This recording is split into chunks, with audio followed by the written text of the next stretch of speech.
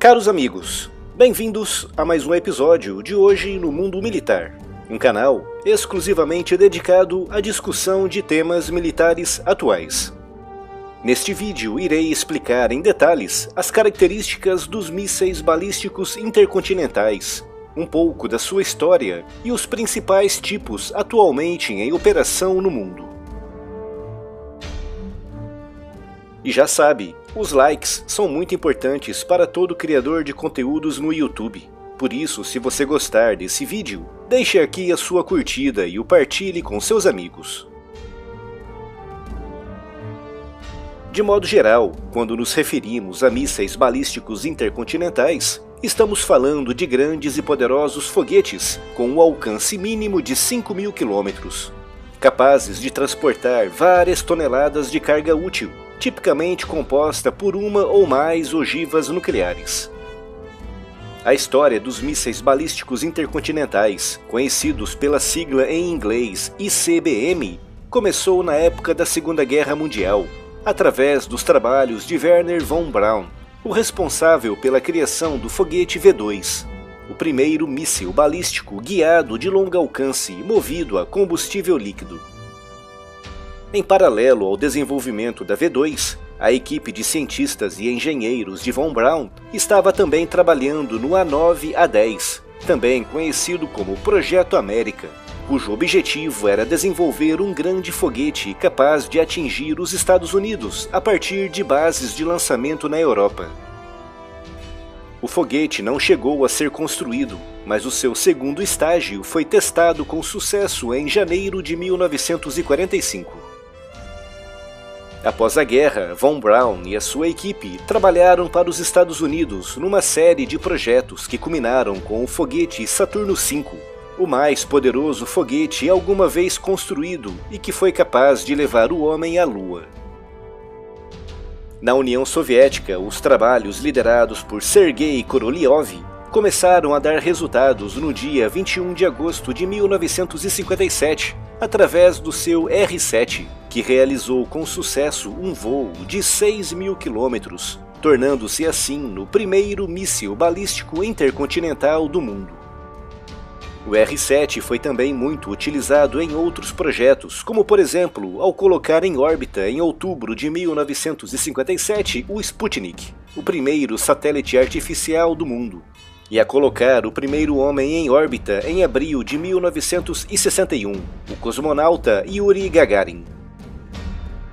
O mesmo R-7 de 60 anos atrás serve de base para o lançador Vostok, utilizado hoje em dia para levar astronautas e suprimentos para a Estação Espacial Internacional.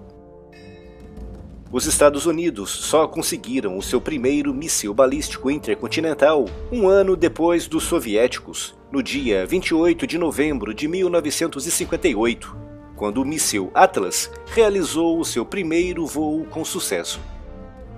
O Atlas D, capaz de carregar grandes ogivas nucleares, entrou em operação em janeiro de 1959, um mês antes dos russos, que ativaram a sua primeira unidade plenamente operacional do R-7 apenas em fevereiro de 1959.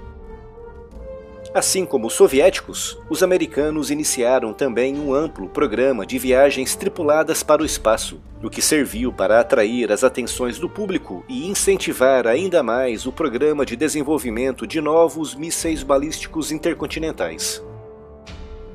Essa primeira geração de mísseis, o R-7 soviético e o Atlas norte-americano, exigiam grandes instalações para serem lançados e não era possível mantê-los em prontidão. Ou seja, um lançamento podia levar quase 24 horas para ocorrer após a recepção da ordem.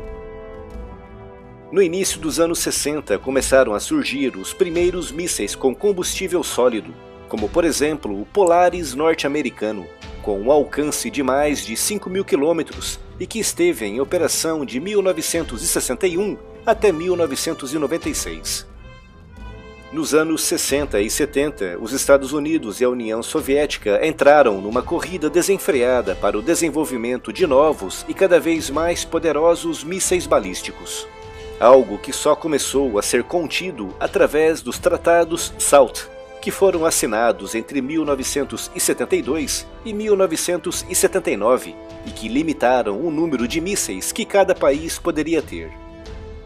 No entanto, em 1986, após alegar violações do tratado por parte da União Soviética, os Estados Unidos cancelaram o tratado. A China entrou na corrida nos anos 60, após ter rompido com a União Soviética devido a profundas diferenças ideológicas, o que levaria ao desenvolvimento da bomba nuclear chinesa em 1964 e do início do seu programa de mísseis balísticos nos anos 70. O resultado surgiu no início dos anos 80 sob a forma do DF-5, um míssil com um alcance de 12 mil quilômetros, equipado com um motor foguete de 2 estágios movido a combustível líquido. A maior parte dos mísseis balísticos intercontinentais modernos são equipados com foguetes movidos a combustível sólido, o que permite que sejam armazenados por longos períodos de tempo e utilizados de forma quase imediata. Ao contrário dos mísseis equipados com foguetes de combustível líquido, que precisam ser carregados momentos antes do lançamento, um processo perigoso e que pode levar mais de 1 hora. Esses mísseis possuem tipicamente 3 fases de voo. A primeira, também conhecida como fase boost, que dura de 3 a 5 minutos e que leva o míssil até uma altitude que varia entre os 150 e os 400 km, dependendo da distância do alvo. Em seguida vem a fase intermediária, que dura de 25 a 30 minutos, com o míssil podendo atingir uma altitude de até 1.200 km. E finalmente vem a fase final de reentrada, que começa a uma altitude de 100 km e que não dura mais do que 2 minutos. Normalmente, os mísseis modernos carregam múltiplas ogivas conhecidas pela sigla MIRV, que em inglês significa múltiplos veículos de reentrada e de alvos independentes, o que significa que um mesmo míssil pode transportar até 12 bombas nucleares, cada uma delas apontando para alvos diferentes. Essas ogivas iniciam a sua reentrada a 100 km de altitude, dificultando bastante o trabalho dos sistemas de defesa antiaérea. Esses mísseis também costumam lançar dispositivos para confundir os radares inimigos, atrapalhando ainda mais as defesas. Os mísseis podem ser lançados de 4 formas diferentes, a partir de silos subterrâneos, que além de esconderem a localização do lançador, também protegem o míssil de ataques inimigos.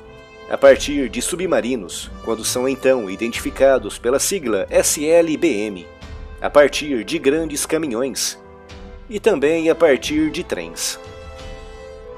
Há algumas décadas atrás, os mísseis tinham uma precisão muito baixa, o que obrigava os países a equiparem as suas ogivas com grandes e poderosas bombas nucleares, limitando o seu uso apenas contra grandes cidades. Mas hoje em dia a precisão cresceu de uma forma incrível, permitindo a utilização de ogivas pequenas e muito mais leves.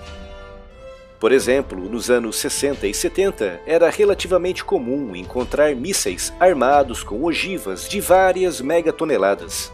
Mas hoje em dia, normalmente os mísseis são equipados com múltiplas ogivas com potências que variam entre as 150 e as 500 quilotoneladas. Neste momento, apenas os Estados Unidos, a Rússia, a China e a Índia é que possuem mísseis balísticos baseados em terra, com Israel testando nesse momento o seu sistema batizado de Jericó 3. Os Estados Unidos possuem 450 mísseis balísticos intercontinentais, com a Rússia mantendo 369 em operação, com a China e a Índia presumivelmente mantendo alguns poucos em prontidão. Os mísseis balísticos utilizados pelos Estados Unidos são todos do tipo LGM-30G Minuteman III, armados com uma ogiva W-62, com um poder de destruição de 170 quilotoneladas, com um alcance de mais de 13 mil quilômetros e uma precisão de 200 metros. Já os russos utilizam vários tipos de mísseis, como por exemplo o R-36M2, que começou a ser substituído pelo RS-28 Sarmat, batizado no Ocidente como Satan II, um míssil que já foi destacado neste vídeo aqui no canal. Todas as outras bombas nucleares do arsenal dos Estados Unidos e da Rússia estão distribuídas pela frota de submarinos e em mísseis de cruzeiro lançados a partir de bombardeiros.